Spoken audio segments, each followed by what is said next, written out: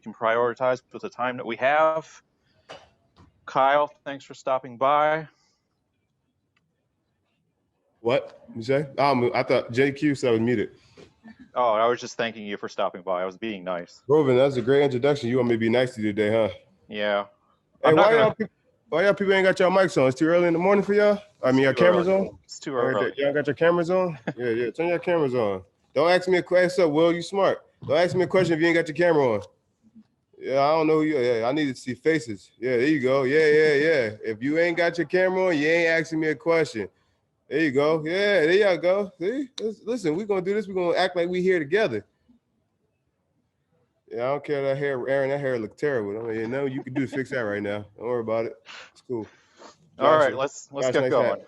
Let's get going. All right, first question goes to Doug Smith from the Toronto Star. Dr. Lowry, how are you, sir? What's up, Doug? Why can't I see? Hold on. Why can't I see Doug's face? Oh, see, You know what I look like anyway, man. It's been 9 years. Is it been that long? So are you gonna end all the suspense? I want to see. No. Hold on. Put the whole gallery view on. I want to see if I can. I want to see everybody. You're like Fellini directing a film. What the hell are you doing? What'd you say? You're like Fellini directing a film. What the hell are you doing? Man, you know, great people got to direct their own, their own story. I know. So are you gonna end all the suspense and tell us whether are you gonna end up all the suspense and tell us whether you're coming back or not? I think you know the answer. I'm just gonna go out here and and enjoy my summer, train, get my body right, get my mind right, enjoy my family time, right? It's been a crazy year. It's been one of the most difficult NBA seasons I've ever had. And with all that being said, I'm kind of BSing around your question because I don't have an answer for you. Yeah, I know, and we kind of went through this at the trade deadline as well. Yeah, you guys are kicking me out before anything happened. We got all your obituaries written, that's for sure. But what will eventually go into your decision whenever it is made? What will be some of the factors that determine where you want to play for how many years you might want to play left? To be honest with you, my family will be a major factor in this. And also, money talks and years talk and all that stuff. And let's be real, right? I play this game for the love of the game. But at the end of the day, I want to make sure my family is still taken care of for generations and for the time to come. Even though they are now, I want to continue to be able to do that for my family. And, when I pass away, my family, and then be able to give back to the communities that I support and give back to things that I love and to continue to build my brand as an ownership type person and entrepreneurship type things. But until that time comes, I still have a lot more to give, right? I have a ton of basketball left in me. Unfortunately, this year was just, it's just because of a crazy year, right? We were in a good spot, but so my family, years, money, all that stuff comes into play. And, I don't like talking about that stuff because I think, everything happens for a reason and it happens. So I'll prepare for anything and I'm ready to, do my job, wherever it is, wherever, whenever it is, at a high level. Excellent. Thanks very much, Kyle. Enjoy your summer. Get your handicap down and we'll see you in a couple of weeks, right? Thank you, Doug. I appreciate it. You enjoy your summer too, man. All right. Next question goes to Mike Ganter from the Toronto Sun. Hey, Kyle. How you doing? What's up, Mike? How you doing, man? Good, man. Listen, you kind of touched on it. I think everyone would agree that the team, we didn't get a fair representative of what this team is about this year. Mm-hmm. Does that sort of unfinished business, does that play into your decision or factor in at all this year? Yeah, I think I think this year with the move, we kind of started off struggling, right? We kind of started off in a little bit of a rut or kind of I don't know what the word would be that I would try to describe it as, but, we kind of hit a good groove, right? I think we were like fourth in the East and then we get hit with the COVID stuff, right? And we go down coaches and players and all that stuff happens, right? And it kind of, it kind of takes everything that was here to there, right? And a lot of that it does not a lot, but it does play a factor in it because I enjoy, the challenge of, people counting counting me out, counting the team out. I enjoy that competitive nature, and I want to challenge myself and see what I can continue to help do and build. But a lot of things will be factored into this summer and into this free agency. And the unfinished business thing is part of it a little bit, but we'll see what happens. Obviously, you've got more control now than you did at the trade deadline. Even Mhm. do you kind of like? Is there any more or less certainty now about your decision than you had then? Like, I don't know. I remember you walking off the court, going like, Yeah, because I mean that was that, but um, I have, like you said, a lot more control in this decision. And we'll see what happens, right? Like we'll see. Of course, Toronto is always going to be home to me, and it's a situation I would love to be in. And if it works out, it works out. If not, then we make choices on what's best for myself, and what's the choices will be made that's best for myself and my family. Got it. I always appreciate it, Kyle. Thanks, man. No problem. Enjoy the summer. Yeah, thank you, man. Appreciate it. Next question goes to Michael Grange from Sportsnet. Hey, Kyle. Thanks for coming out. How had you got on? Cabot Lynx. Okay, all right. Have you played there? Played there a couple years ago. Yeah. Awesome. How bad you play? Pretty bad. It was like my first. Okay, like cool. my first That's couple all rounds nice. of the year. Yeah, I heard that. Everybody heard how bad he's at golf. So cool. Oh yeah. All right, that's all you. Well, that's how all I good are wanted to you? Let me hear your excuses now. I'm better than you. Oh, okay. How good is good? Better than you. Well, that's what handicaps are for. They adjust the. Anyway. I gotta fluster, y'all. I gotta fluster because he's terrible at golf. Why have you not played since the game against the Lakers? Why was that did you leave that as your last Raptors game? That's a really good question. I knew that was coming. I think it was a decision that, we were still, had a little bit of back tightness the next game, right? And then, it was a decision between myself and my agent and our organization to make sure that my body was fully right, just in case we could make a push, and also to evaluate younger talent, right? That was a decision that we all made collectively, right? And, and I wasn't mad at the decision, but it was kind of a good game to not play after, just so you know. But it was, a lot of things went into that. I wouldn't say it was just one thing. I think it was a multiple amount of things that went into that, but it was a decision that was made collectively. It was important for you to be healthy coming into the off season. Was that a factor as well? I mean, that's I can walk down the street and get hit by a car. Anything could possibly happen, right? Knock on wood, right? Anything's possible with that. But it's also, trying to see what the future it holds for the franchise, right, and an organization. I've always been, a team first player, right? And this is a organization that has put me in a position to never have to worry about a thing again. And like I said, we made a collective decision, and we wanted to see the talent that we had and see the players the young youth that we had play in some meaningful games and go from there. Yeah, this is your third time as a free agent since you've been a Raptor. How is this different than the other two times? It's I'm older. That's one. We came off one of the most difficult years in personally in NBA history. With COVID, the relocation. Then also, this is way different with my family, right? My kids being older, right? My kids are, they're in a point where, they're at a point where stability is going to be key, right? And they've had some good stability in Toronto so far, and we'll see what happens with that. But it's a big difference because of my family situation, where I'm at in my career. I don't want to finish my career. I want more championships, and that's always been the goal, right? And yeah, money comes with that, and you get paid, but championships are a big key into why I play this game. Appreciate it, Kyle. Have a great summer. I appreciate it, man. You too. Thank you. Going next to Josh Lewenberg from TSN. Hey, Doc. How's it going? What's up, man? How you doing, Josh? I'm good, man. People are doing the whole has Kyle played his last game in Toronto thing. Is that something you think about, or is that something that you just sort of laugh off because of how many times we've all done that over the years, including a few months ago? Yeah, well, I mean, no matter what, it wouldn't be my last game in Toronto. No matter what the situation is, I ain't retiring. That's one. That's why it's funny. But two, everyone's gonna have their own story. Everyone's gonna write their own script, right? And then the one thing that's great about our world is everybody has their own opinion.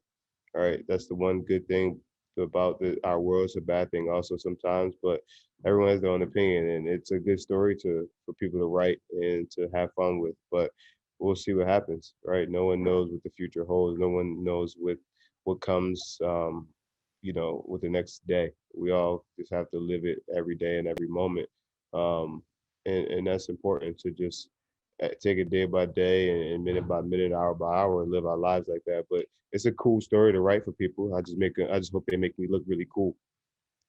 Well said. Thanks, man. Thanks for all the time and all the insight you've given us this year. Thank Much you, man. appreciated. Enjoy the summer and good luck in free agency. Thanks, man. I appreciate it, Josh. You've been great. Awesome. And I ain't had to see you, so it's even better in person. Next question goes to Eric Kareen from The Athletic. Hey, Kyle. Good morning. What's up, How you doing? I'm good. How are you, man? I'm all right. Are you, when you look back at this season, are you able to separate what, all the external things from Tampa to the protocols to COVID to what happened at the end of the season with rest and what this team needs going forward? I mean, whether you're here or not, so sort of the things that didn't go right because the team wasn't built for them to go right. Yeah. Sherman Hamilton is waiting, is entered the waiting room. You guys, y'all want to let Sherman in? He just wants to ask you about golf. Yeah, let's see. I let him in.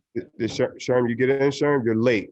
Sherm late, everybody. Everyone shame Sherm for being late. You're late, Sherm. Your question, it's just been, this year has been crazy. Like, and I've asked, I forgot who we played. I was like, I was asking an official, I was like, man, this year, how hard has this year been? And like, even with the older guys, and this has been one of the most difficult years in NBA history, right? And we got it done somehow, some way. And it's a testament to the players, the coaches, the organizations, the teams, the media, the operating crews, from top to bottom, right? And am I able to like separate it? It's kind of, you have to, but you can't, because it's still an NBA season, right? Like, this is my 15th year, and it's still a part of my overall, journey, my overall story. So you can't really separate it. You want to separate it because it was such a shit year, but at the same time, it's still a year that it counts. It happened, right? It's still a year that I was able to say I was a professional NBA basketball player, right? So that alone makes you not be able to separate it. Yeah, you can make excuses and say this, that, and the other, but I'm not gonna make the excuse of oh, we had to move to Tampa, oh, we this, that, and the other, because we were at a point where we were in fourth place, right? So it's still a situation, because if we were playing right now, there wouldn't be any excuses. So we didn't play well enough to get in the playoffs or get in the play-in and all this stuff, and we just didn't do what we could have done, or what what was possible.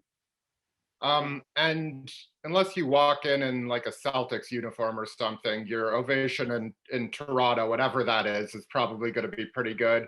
What if it's a Toronto uniform? Like, damn, there you go. Somebody's kicking me out. Everybody, y'all see Eric's kicking me out. You see that? Eric's kicking me out. Eric's kicking me out, everybody. One of the other 29 uniforms, including Toronto, would probably be fine. I've just, have you thought at all about what that moment, regardless of the uniform, might be like? I haven't, because it's literally too brand new. I haven't. Yeah. I did watch that video, Grange, so amazingly narrated. I mean, could have did a little bit of a better job, but yeah, let's not give him too much credit. We're not giving too much credit, but that stuff was pretty cool, and it was a part in there that if you watch the video, you see my youngest son like sitting there and like he was like into the game, and that kind of like, oh wow, like that part hit me. But other than that, I haven't really thought about anything else but continue to be a leader on this team, throughout the end of the season without me playing, and just finding ways to think about how to fine tune and make myself a better basketball player, a better professional in this upcoming summer. Thanks, Kyle. I hope you find some time to golf this off season, and Awesome. look forward to seeing you next year. Thank you, man. I appreciate it. Hey, see, you ended that well. Thank you. I appreciate it. Next question goes to Tim Reynolds from the Associated Press. Dr. Lowry, good morning. Well, Tim, what's up, man? How you doing? How you doing, man? I'm great. We still call you man, and we have to call you Doc now, I think. So That's the only thing that matters. I mean, yeah. all of my Canadian friends on here are curious where you're going to play in October. I have two questions. My first one is about July. Okay. You're on USA Basketball's list, of course. Yeah. Have you considered spending a few weeks with Pop this summer and being part of that team? Yeah, that's under consideration. That's it's of course, right. I want to represent my country and get another gold medal. We'll me and my team my internal team will talk about that and see what's the best decision. But to be able to go out there and represent your country and possibly win a gold medal it's always high on the list, right? I got one gold medal in 2016, and that was one of the greatest feelings ever, right? That was, that was just, and you create a bond with a group of men that are at your stature, and that bond can never be broken because you win that gold medal. Team USA is one of the best things that we do, right? That's one of our things that our league we take pride in being able to send our players over there and to try to win a gold medal and to represent our country at a strong place.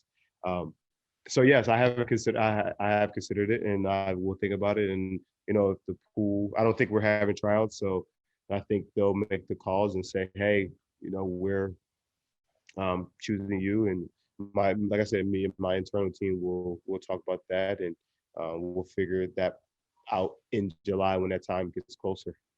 Will you talk to other players? No. I'm sure that's going to be a consideration too. No, I make my decisions on me. Like I make my decisions on myself, right? I make my decisions on how and what I want to do. Will Pop be a factor?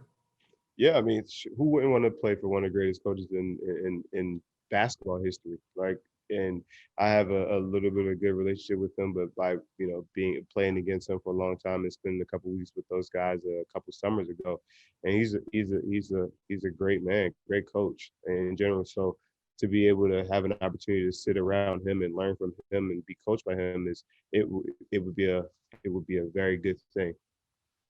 Thank you, Doctor. There's good golf in Vegas if you do join USAB this summer. Yeah, I know. That's where I'm at. I'll be out there, nice and tan. Shadow Creek's waiting for you. My home. Thank you, Doctor. No problem. Thank you, Tim. Appreciate it. Next question goes to Stephen Lung from Sportsnet. Hello, Dr. Lowry. It's good to see you. How you going? Good to see you, Stephen. I'm good. You mentioned before like how challenging the season was. So I just want to know like what was the most challenging aspect of the season for you personally, and also like what was like a season highlight for you? Ooh, the most challenging thing? Shoot. I think the COVID time we had as our team, that hit us hard, right? It hit us at the wrong time, and it kind of like broke what we had, the momentum. It just kind of killed us in that month of one win, March. I mean, that was a brutal time, and I'm not a loser, and it bothered me every single day. And I know we were undermanned or whatever, but like that losing thing really bothers me, and it bothered me a lot at that time. And I think that was probably one of the most difficult things that this year had. But the highlights of this year was, I'll be honest with you, we had 10 or 11 guys score 30 points. Some young guys, some old. Like it's just, and the Freddie's having his career high 54 points instead of a new franchise record. Like the things that all my teammates do, the accomplishments that my teammates get. Jalen Harris having his career night, his first points, Malachi's career night, Yuta having, getting a contract, us signing Freddie Gillespie to that, us, getting Kim Birch on a buyout and him having a fantastic year. Pascal just taking a beating in the media and then coming back and, playing his butt off, right? OG's growth, right? The growth of OG and understanding what he's going to be. Freddie, I talk about him at length, and 54 points, becoming a leader, almost, second leading scorer, should have been an all-star.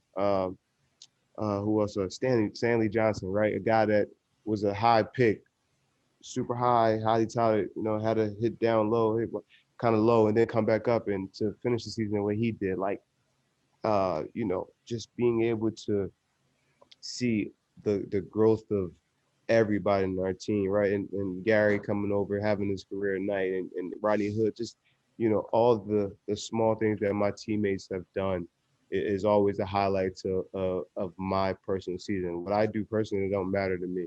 It's what those guys learn and gain and what they do throughout a season is highlights for me. Just one more for me, but how are you feeling physically, like health wise, right now? Well rested. Thanks, Kyle. No problem, man. We're going to go back really quick to Doug Smith from the Toronto Star. Doug, what's up, Doug? You're done. Kyle, Hey. What? Are you the oldest guy on this call? Oh, hell yeah. All right. No? No? Simmons. Oh, Simmons. Yeah, Simmons got it for a year. Hey, Simmons, tell him that he has to face he has to turn around with the light so we can see his face a little bit better. You know what I mean? Kyle, just be glad I got the damn thing turned on. Never mind how it looks. Hey, I need to ask you about Mazai. You're so closely linked. You're so closely linked to him. He has a decision to make as well. And I'm wondering if you could take us through your relationship and what that will mean in your negotiations. Yeah. Freddie had an unbelievable quote the other day, and you guys all know what that was. Our relationship has grown, right? Like from the time I've been here until the time now, like our relationship is more, it's gotten better, put it that way. And at the end of the day, like I told him that I said, the part of the reason I'm still here is because of him, right? And the part of the reasons I re-signed here twice is because of him, right? That's a large part of why I'm able to be who I am and gotten to this point. So his decision, yes, it definitely will, factor into anything, but I want him to get what he deserves, right? He is the best out there, right? He should be the number one, rated president / general manager / whatever other title, the president of basketball operations. He is that. He will get his payday, and it's well deserved and well earned. He's put together great teams, and he's put together one of the franchise's greatest runs there has been, right? And like to say it, he didn't trade for me, but he was the one that paid me to stay twice, and he gave me the opportunity to continue to lead. So he's made great moves, and like I said, his decision, whatever it is, I want him to be happy also, right? Not just as how I am for players, but he's helped me become a better person, a better basketball player. So his decision is based on him, and I want him to be happy whatever he decides, whatever he chooses to do. Outstanding. Thanks very much, Kyle. Dougie. All right, we're going to go back to Michael Grange. He's going to kick off the lightning round. If we can keep it to one question moving forward, we'll get to as many questions as we can. Kyle, I've asked a bunch of different guys about you as a leader, and they've all said good things, which, okay, I'll take their word for it. But you should. When you look at your growth as a leader, who were your role models, and what do you hope you deliver as a leader?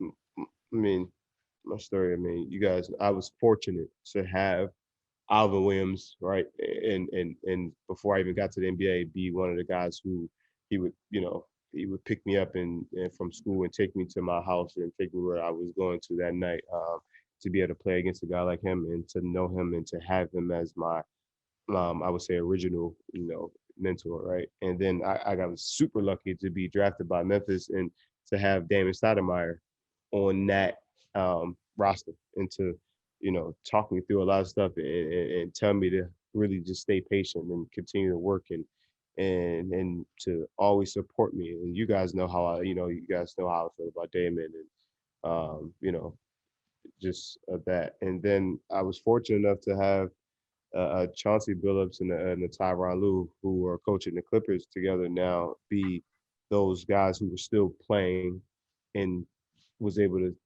help me mold while they were still playing, but still give me a game, right, to how you do this and how you get better with that. And myself and Chauncey, and Ty, we talk all the time, right? Ty Lue is one of the best coaches out there. He's got a championship.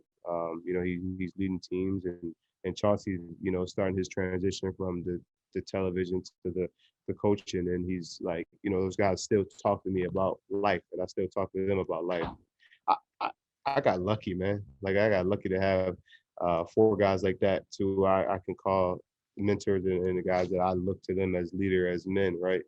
And they're all great men and people, and I just want to make them proud because of they put me in a position they showed me how to be that, and I just want to continue to pay it forward. And I'm a big pay it forward guy, and hopefully I can pass it along to the next generations and continue to have Freddie's take. I don't take any credit. Freddie's learning, becoming a better leader, right? And those things is like, okay, happy to see that, right? And everybody that's come through here just continue to get better. And Freddie's, taking that and their leadership role. He's gonna be it.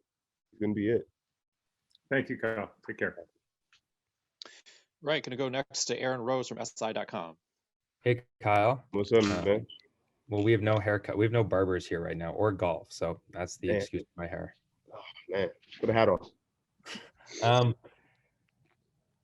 Why didn't, or maybe you did, but why didn't you sort of go to the front office at the deadline and respectfully say, like, thank you so much for everything, but I'd like to play for a playoff team? Sort of seems like you could have been used in a playoff. As you mentioned, you're still quite talented. Yeah, I made a commitment. What's up, boy? Coach Mark Tyndale just popped in. Yeah, Mark Tyndale, North Philly's finest. You know what I'm saying? You know what I'm saying? What we do.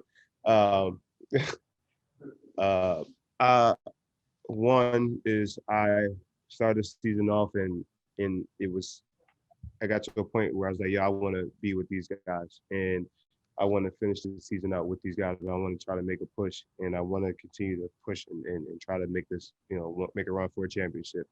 And I told Freddie and I said, man, this was, whatever, it's like January. I was like, man, I want to finish the season. I feel like we could do something special.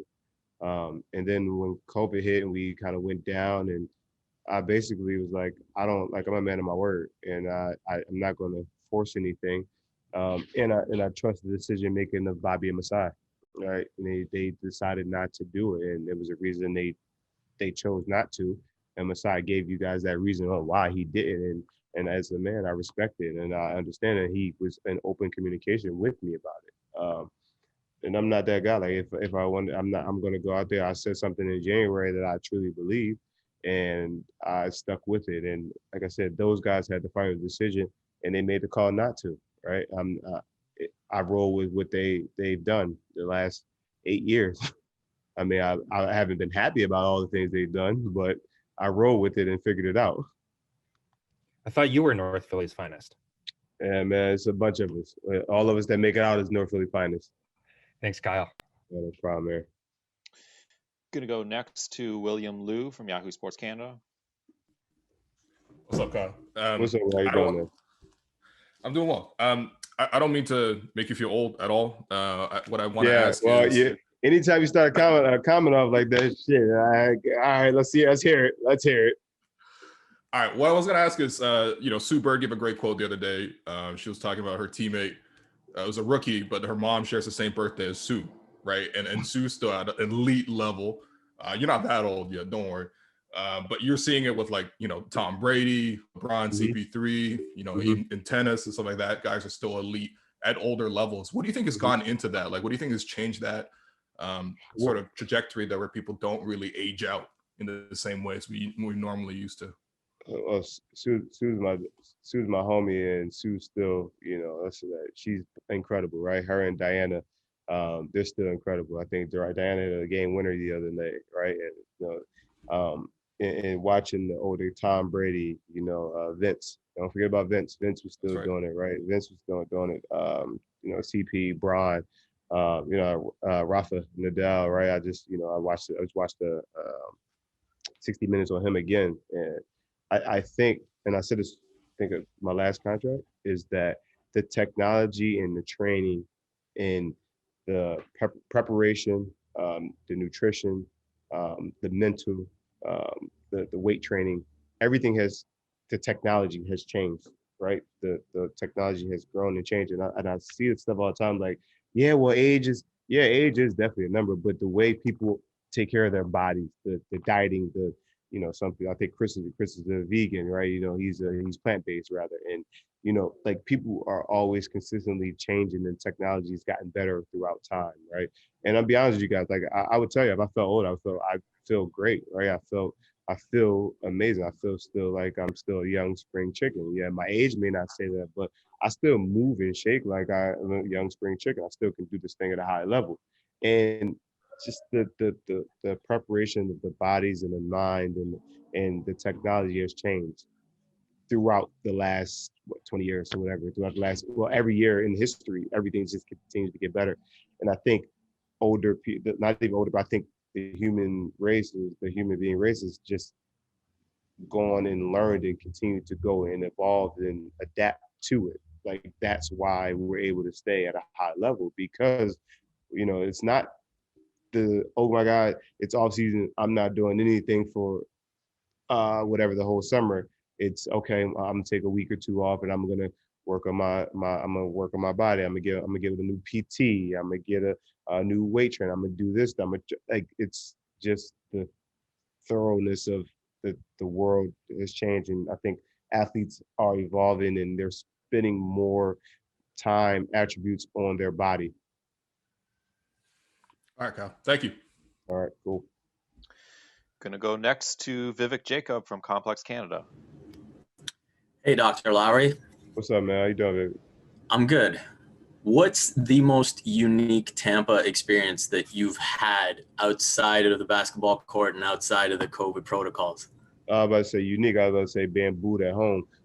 But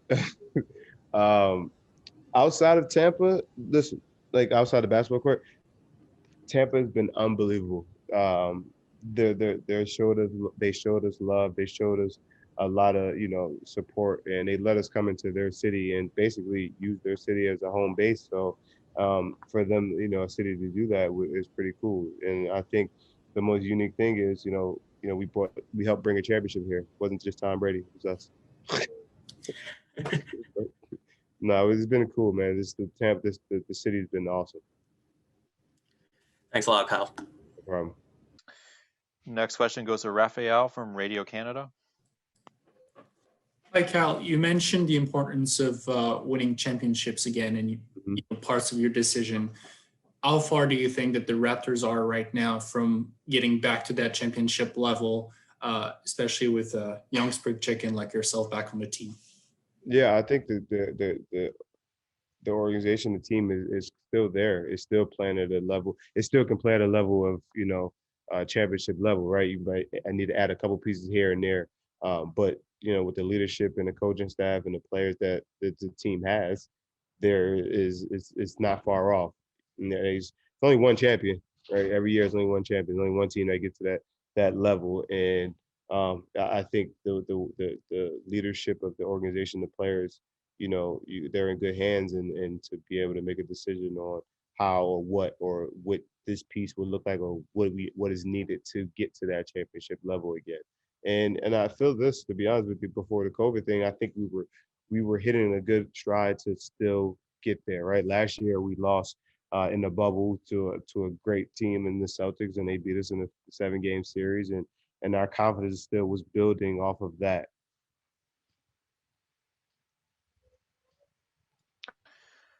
All right, Tim Reynolds from AP is back on again. Kyle, you said something about how the 30 somethings, and in Sue's case, the 40 somethings can still do it at a very high level. I know you can only speak for you, but like, what's left to prove, honestly? I mean, I know you can still play, you can still be elite. Yeah. But you could also be playing golf literally 365 days a year for the rest of your natural life and for 10 lives after that if you wanted to. So it's got to be more than just you can do it. What do you think is the unifying factor and what drives you guys to what I think, and I don't know, I'm not speaking for anyone, but I think for all of us is the love, it's the passion, it's the game that we all grew up playing and falling in love with before it was about the money, the fame, the cars, the houses, the charitable donations, the being able to get, it was before all that. It was truly for the love of the game, like in the competitive nature of being who we are at the levels that we are, even when we were 9, 10, 11, 12 years old, up until the age of right now, Sue's 40, Bron, she'd be like, I know, like, I love this game. Like, I love basketball. Like, I legit love basketball. And, it's a business part of it that sometimes that sucks about the game, but you still would go out there and play around with your friends, even if you weren't getting paid for it, right? You still go out there and go shoot hoops if you wanted to. Like, Tim, what's your favorite hobby? What's your hobby? I will not play you, but I golf. Exactly. Like even if you couldn't, if you were a professional golfer, you would still go play golf at the age of 65 and to have fun. It's just because it's the love of the game. Like, it's just the love, the passion, it's the care that we all grew up with. And that doesn't just die out. Personally, it's that competitive fire that you have, and it's the joy that brings you a smile to your face every single day. And you're a smart man for that, because I'm a hustler shit out of you. A sports writer, Kyle. Ain't much to hustle here. So, thank you again. No problem. All right, we're going to do 3 more questions, and you'll set the record for longest player press conference in franchise history. First one goes to who has the record? Who has the record? Me? Masai's one after the championship was pretty long, but you're definitely, this is getting longer for any player. Yes. Yeah, longer than DeMar. Way longer than DeMar. Yeah. All right, we'll go to Katie from Dishes and Dimes. Katie got to turn Dishes and Dimes. Got to turn the camera off. I answer the question. I'm sorry. It's on. Dishes and Dimes. Is that the camera? That's Kelsey. I'm from Dime, so I think Rovin mixed us up. But I'm also on Dishes and Dimes. Yeah, Rovin, come on, Rovin. Plug Dishes come on, and Rovin.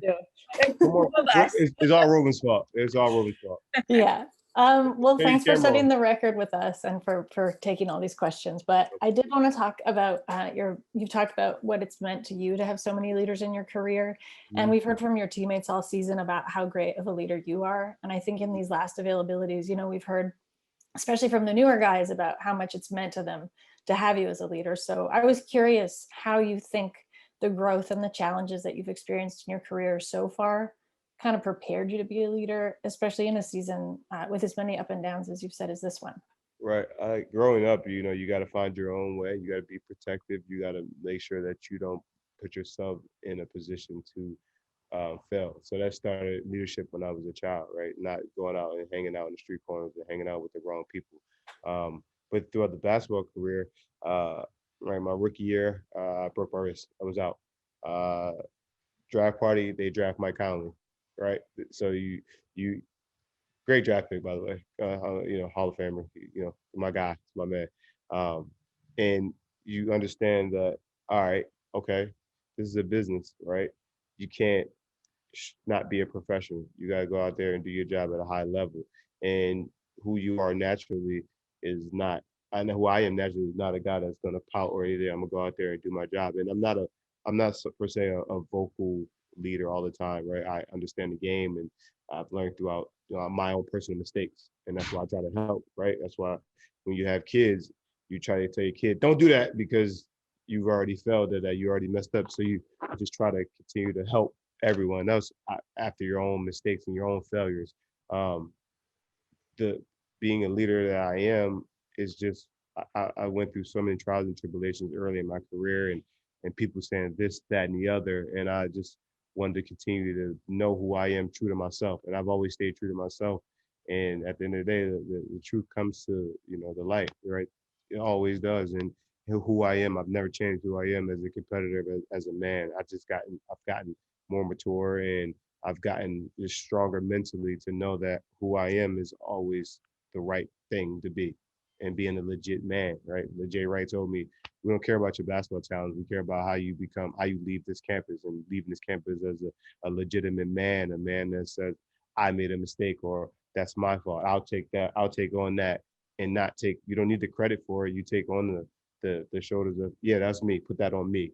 I that's who I am. And that's how I've become who I am, because I'll take any criticism, any, negativity, because I can deal with it.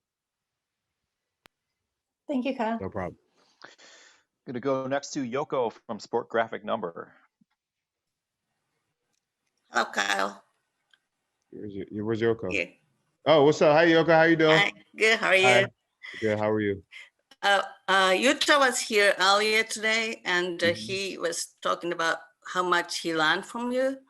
I was wondering, with many young players on this team, what are some of the Raptors way or Raptors mentality that you wanted to convey to young players, including Utah?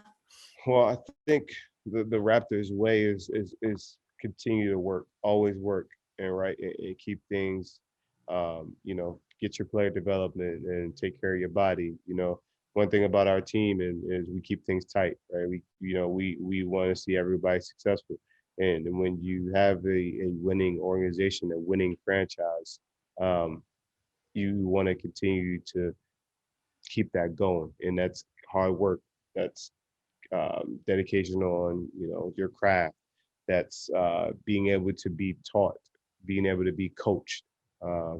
And Yuta did a great job of just kind of listening and learning, and he earned himself a contract, right? He had a great year. He at the end of the season, his body broke down a little bit, and he got a little bit mixed bumps and bruises, but he continued to push himself and play hard, and that's the important thing, is that's the Raptors culture, is continue to play hard. Thank you. No problem. Final question is going to go to Arjun Ram from CBC. Hi, Mr. Lowry. Arjun Ram, CBC Kids News. What's up, man? How you doing, man? I'm good. How are you? Thank you for taking my question as the last question. Is there anything that you would like to say to young Canadian Raptor fans who watched you guys and cheered for you guys from their homes through their TV? Thank you. Right. Thank you. I know this year hasn't been the most winningest season. It hasn't been like what they're used to. It's not used to the winning that they're used to seeing. But we played our butts off every opportunity that we could. We played extremely hard, and for us and for them as fans, just know that there isn't a day where we don't think about wishing that we could be in front of them playing basketball. There's not a day that goes by that we say, man, I wish we were in Scotiabank playing in front of our fans, in front of our young fans, our older fans. There's not a day that didn't go by that we wish we were pulling up into, Rondell University, or coming off the DVP, or, the Garden, that going to our home building. There wasn't a day where we didn't miss practicing at our own practice facility. There wasn't a day where we didn't wish that we were coming out of a home tunnel and our fans standing up there signing autographs. There wasn't one day where we didn't think about Jurassic Park. We thought about them every single day, and thought about the fans every single day. And that's the one thing I'll say, is that, it was one bad year. It wasn't even a bad year. It was just a difficult year of challenges. We just ran out of games. So our season didn't end. We just ran out of games to get back to where we needed to get to. But it's always a new year. This is it's a time where things are different, right? Hopefully we can get back to normal, and the world can be back to normal, and everybody can come and cheer as loud as possible. Thank you, Mr. Lowry. I look forward to seeing you play in Scotiabank next year in whatever way. Thank you. Yeah. Thank you guys, all you guys. I appreciate it. I'll talk to you soon at some point. Media Day next year. Bye. Again.